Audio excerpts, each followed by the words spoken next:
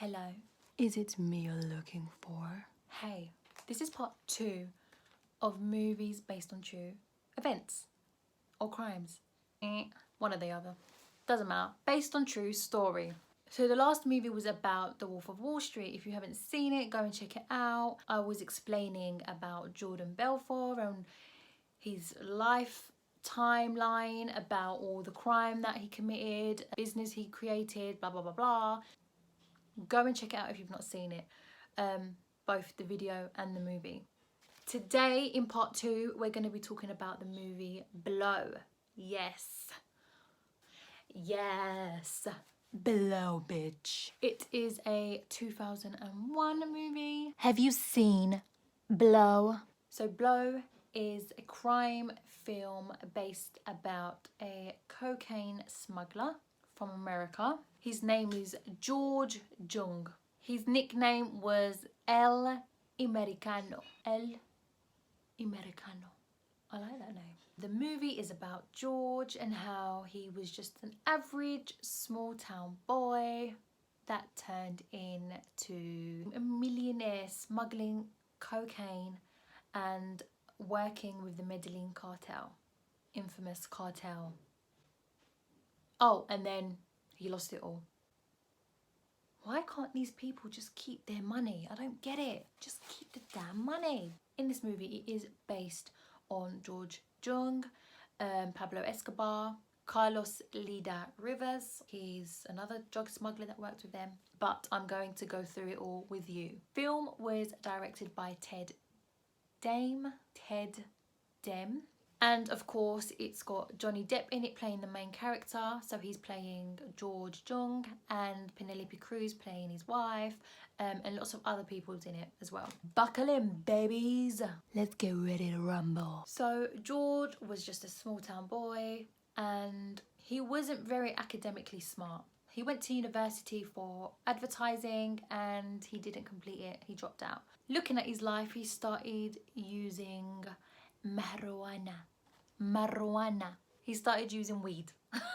And he started selling portions of his weed. He started selling portion of his weed just to break even, to just get the money back that he sold from buying it in the first place. In 1967, George met up with a friend of his and I guess they started just selling weed together, and he realised how much money he's making from it, how much money he's actually profiting from selling all this weed. George met up with a friend and that's when he realised actually he could be making more money just smuggling in weed from California to New England. So that's what he wanted to do.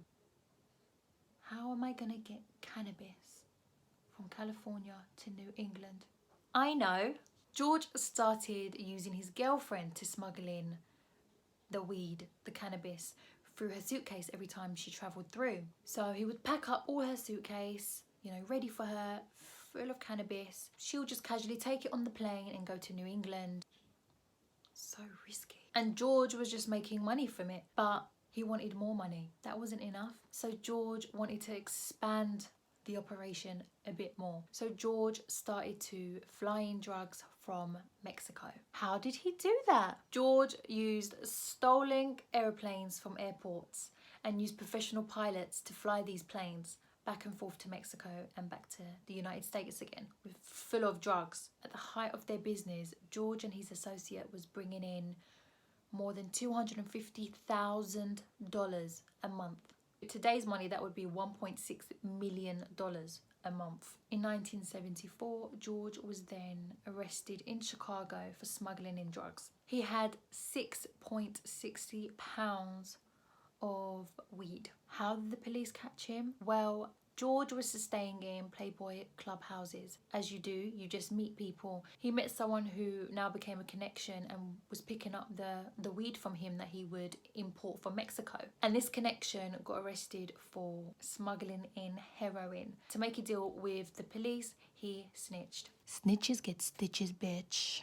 Yes, he snitched on George and told the police that actually he was picking up weed from George. That way he can get a lower sentence. You've just put a hit on yourself, you Idiot. What was the point of that? George was then sent to a federal correctional institution. While George was in the FCI, he got a cellmate, which turned out to be Carlos Livaridas. And he was the connection that brought him in with the Medellin cartel. He was a young German Colombian man that introduced George to the drug power and the powerful people at the top within the Medellin cartel. And these were international drug dealers, drug smugglers. So this was the top of the top.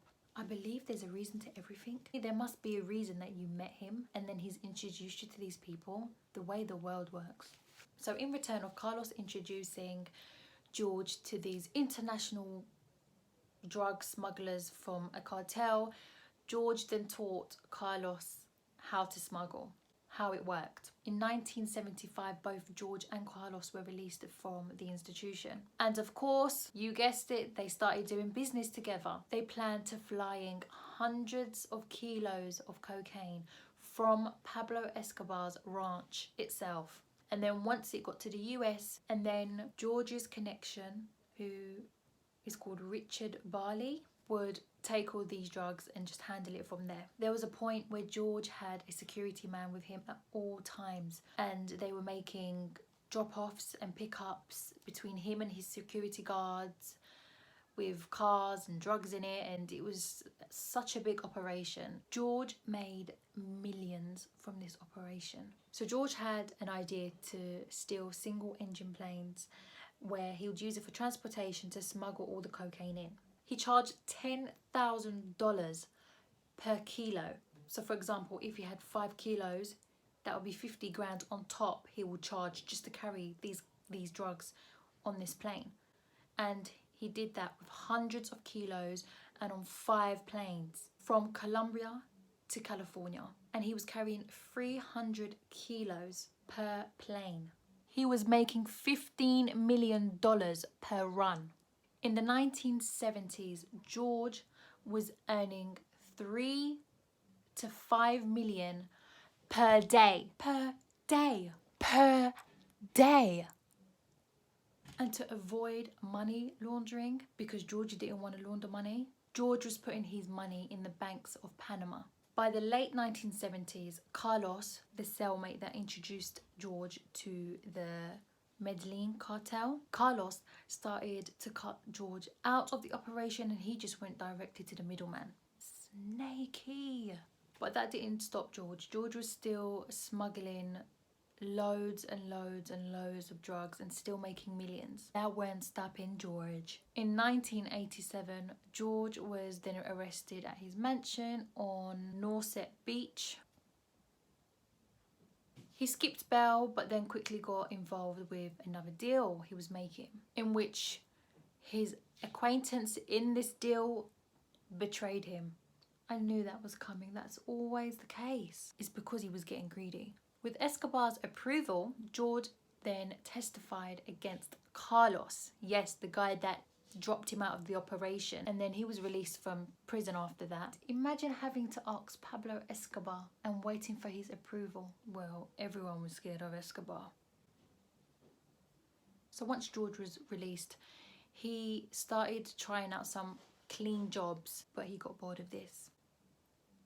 He just wasn't getting enough.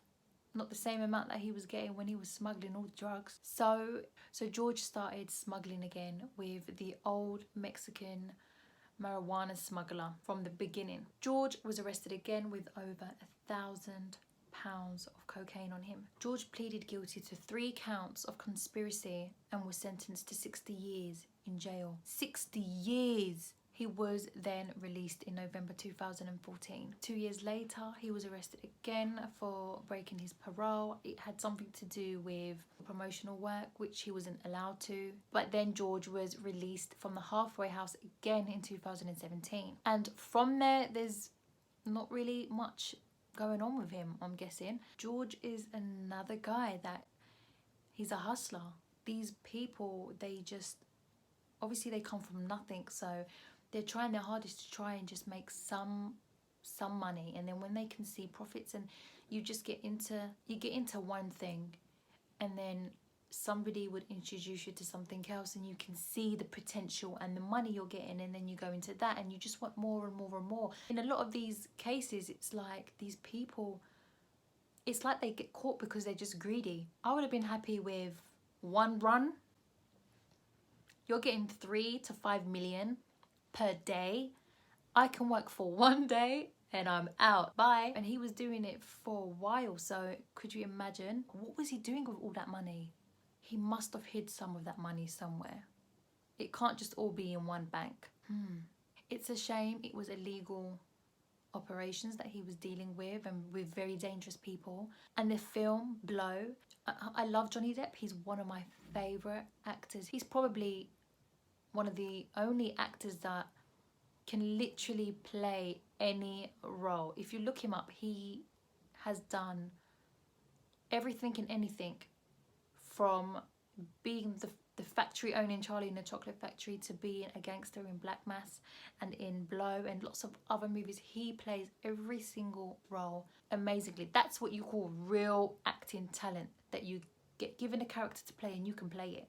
There's a lot of actors out there that play the same characters in all the movies they're in, but Johnny Depp, he plays it really well. Penelope Cruz in it also. Again, this film is more dramatic because it's a film, but it does generally tell George's story. It's mad because this stuff still goes on, so people are still making ridiculous money. The director of the film Blow as well, Ted, he actually directed other films. He's directed Narcos, again another Cartel series. He's also directed Norman's Cay and Cocaine Cowboys documentary, which I've not seen yet, but it's clear that he's got some sort of interest in illegal drug operation industry. Really good, really good. I'll tag its trailer.